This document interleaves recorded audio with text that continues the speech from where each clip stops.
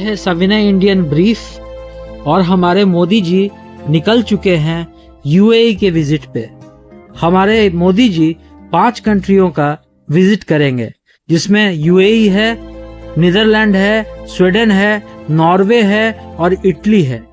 अभी फाइनली वो यूएई से निकल चुके हैं। यूएई में उन्हें काफी अच्छा वेलकम मिला और यहाँ ट्रम्प भी निकल चुके हैं अमेरिका के लिए। अब चलिए आगे बढ़ते हैं। नमस्कार है आपका सविनय इंडियन ब्रीफ पर। तो हम देख रहे हैं कि उधर चाइना के विजिट पर ट्रम्प थे और अब मोदी जी 5 दिवसीय विजिट पर निकले हैं, विदेशी ट्रिप पर। ट्रम्प वहां से बदतमीजी कर करके निकल गए। उन्होंने शी जिनपिंग को कहा कि आप एक अनयूजुअल चाइनीज लगते हैं। ट्रम्प तो है ही बदतमीज, मगर उन्होंने बदतमीजी करके फिर वो अमेरिका के लिए लौट गए। और इधर हमारे मोदी साहब ने, हमारे मोदी जी ने यूएई में जाकर के ईरान को जबरदस्त फटकार लगाई। उन्होंने कहा कि आपने जो यूएई पे अटैक किया है वो काफी निंदनीय है। ये एक बहुत जबरदस्त स्टैंड है दोस्तों, क्योंकि यूएई की धरती पे पहुंच करके, मिडिल ईस्ट की धरती पे पहुंच करके हमारे प्रधानमंत्री ने ईरान को फटकार लगाई। और विडंबना देखिए, आप विडंबना देखिए, जिस समय अगराची हमारे इंडिया में आकर के अपने बारे में बोल रहा था कि हम अपने प्रोटेक्शन के लिए जो होगा सो करेंगे, उसी समय, उसी वक्त हमारा हाजी अली नाम का शिप डूब गया। वो तो भला हो ओमान के लोगों का, जिन्होंने बचा लिया उस शिप को, मतलब शिप को नहीं, उनके मेंबर्स को, वरना शिप के साथ मेंबर्स भी डूब जाते। और उन्होंने, मोदी जी जब यूएई गए तो उनको बहुत अच्छे से वेलकम किया गया। वहां के जो एमबीजेड हैं, मोहम्मद बिन जायद, उन्होंने बहुत अच्छे से उनसे बात की। बहुत सारे एग्रीमेंट साइन हुए, इंफ्रास्ट्रक्चर पे साइन हुए, फिर आपको एनर्जी पे साइन हुए, एलपीजी पे साइन हुए।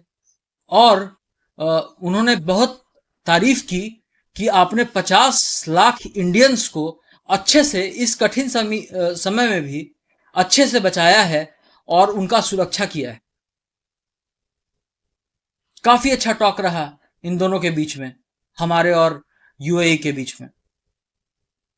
और मोदी जी ने कहा था कि हम अपना ट्रेड बैलेंस यूएई के साथ 200 बिलियन तक ले जाएंगे। तब कुछ विपक्षी लोग पूछ रहे थे कि आप ऐसा कैसे करेंगे। अभी बहुत सारी चीजें बदली हैं। अभी 10-20 बिलियन डॉलर का और एग्रीमेंट साइन हुआ है। और यूएई जो है हमारा 3rd लार्जेस्ट ट्रेड पार्टनर है। और इसके कारण अब आप देखिए कि आने वाले निकट भविष्य में हो सकता है कि हमारा जो ट्रेड है वो 200 बिलियन डॉलर तक पहुंच जाए। तो मोदी जी जो कहते हैं वो डिलीवर करते हैं। उन्होंने काफी फटकार लगाई ईरान को। और अब आप देखिए, ऐसा होगा समीकरण कि अब धीरे धीरे, पहले इंडिया न्यूट्रल स्टैंड रखता था, वो ना यूएई का साइड लेता था, ना अमेरिका का, ना इजराइल का, लेकिन और ना ईरान का। लेकिन अब धीरे धीरे इंडिया एंटी ईरान होने लगेगा। इसका एग्जाम्पल आप इससे ले लीजिए, इंडिया ने चाबहार पोर्ट में इसीलिए, इसी रिजीम के कारण अपना पैसा नहीं लगाया चाबहार प्रोजेक्ट में।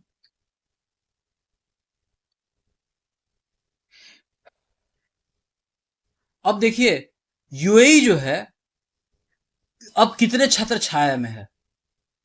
इजराइल की बैटरीज वहां लग चुकी हैं, वो अमेरिका के खेमे में भी है, और अब हाथ इंडिया का भी उसके ऊपर है। तो यूएई जो है उम्मत उम्मत नहीं करता है, वो एक वाहिद मुसलमान कंट्री है और डेवलपमेंट पर विश्वास करता है। इससे हमको भी फायदा है। हमको इससे कैसे फायदा है? यूएई जब ओपेक से निकल गया है अब उस पर कोई प्रतिबंध नहीं है, तो क्या होगा? हम अपना ऑयल रिजर्व भरना चाहते हैं, हम अपना ऑयल रिजर्व भर सकेंगे। अभी हम कहते हैं हमारे पास 60 दिन का है ऑयल रिजर्व, हम उसको 90 दिन तक ले आ सकेंगे। रशिया के साथ तो हमारे अच्छे एग्रीमेंट हैं ही, and that is why we are making good friendship with UAE and we are friends. No need to redefine that. और आप देखिए कि यूएई पे जितने अटैक्स हुए उतने अटैक्स कहीं नहीं हुए थे, लेकिन अब बैटरीज लग चुकी हैं इजराइल की, अमेरिका प्रोटेक्ट कर रहा है और इंडिया के छत्र छाया में है। ईरान अब त्रिमूर्ति के छत्र छाया में है। अब देखते हैं कि क्या होता है। और आप ध्यान दीजिएगा तो आपको पता चलेगा कि मिडिल ईस्ट में किसी कंट्रीज ने अटैक नहीं किया ईरान के ऊपर directly. It was only UAE, the single country which attacked Iran. It was not only in the defensive posture. It was offending also. It offended Iran. तो एमबीजेड साहब बहुत अच्छे हैं और हमारे मोदी जी ने उनकी बहुत ज्यादा प्रशंसा की और उन्हें बहुत भावनात्मक केमिस्ट्री नजर आया। और फिर मोदी जी 2-4 घंटे के बाद वहां पे कुछ एग्रीमेंट साइन करके निकल चुके हैं। उनको अभी 5 कंट्रीज का भी मोदी जी ने 5 दिवसीय अपना कार्यक्रम बनाया है, जैसे कि वो नीदरलैंड जाएंगे, स्वीडन जाएंगे, यूए वगैरह सब, लास्ट में इटली जाएंगे जॉर्जिया मेलोनी से मिलने के लिए। ये तो बात थी आपको जो हो रहा है। अब आप देखिए यहां चाइना में क्या हुआ। जब ट्रंप आया था तो ट्रंप ने बहुत सारे एग्रीमेंट की बात की चाइना के साथ, लेकिन कुछ हुआ नहीं।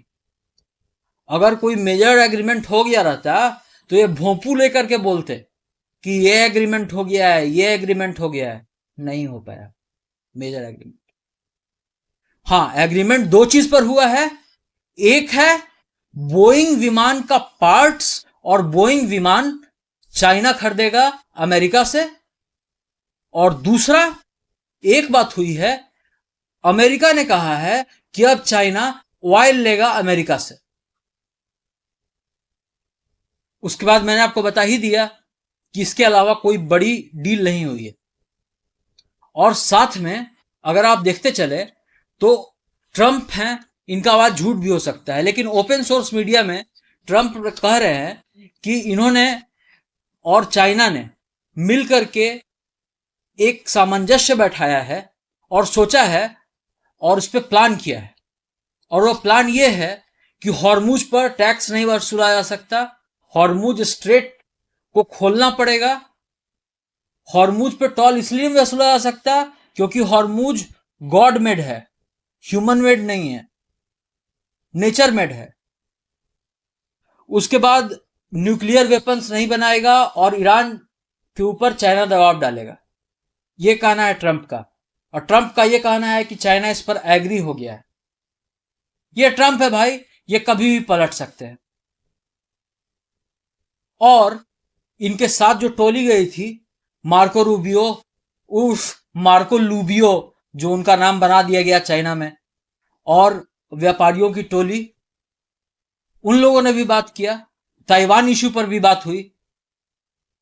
उन्होंने कहा, ट्रंप ने कहा, अगर अपनी इच्छा से ताइवान विलय करता है चाइना में then it is okay and fine, वो सही है, लेकिन अगर आप फोर्स का इस्तेमाल कीजिएगा तो फिर अमेरिकन स्ट्रेटजिक एम्बिग्यूटी का यूज होगा। यह मार्को रूबियो ने कहा। यह टर्म भी यूज करते हैं, अमेरिकन स्ट्रेटजिक एम्बिग्यूटी, किसी को बताएंगे नहीं। और यहां चाइना की वन चाइना पॉलिसी है, जिसमें चाइना बोलता है कि ताइवान हमारा पार्ट है। अब देखिए, अगर ट्रंप सही बोल रहे हैं और चाइना अगर खरीदने लगे तेल अमेरिका से, डायरेक्ट अमेरिका से, तो आप देखिए दो बड़ी इकोनॉमीज भारत और चाइना अगर मिल करके अगर अमेरिका से तेल खरीदने लगे तो क्या होगा कि पेट्रो डॉलर का विकल्प खत्म हो जाएगा और ओनली डॉलर ऊपर उठेगा। तो उससे अमेरिका को भी फायदा है।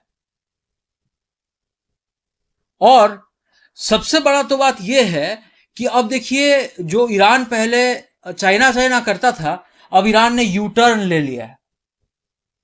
अब वो चाइना की बात ज्यादा कर नहीं रहा है।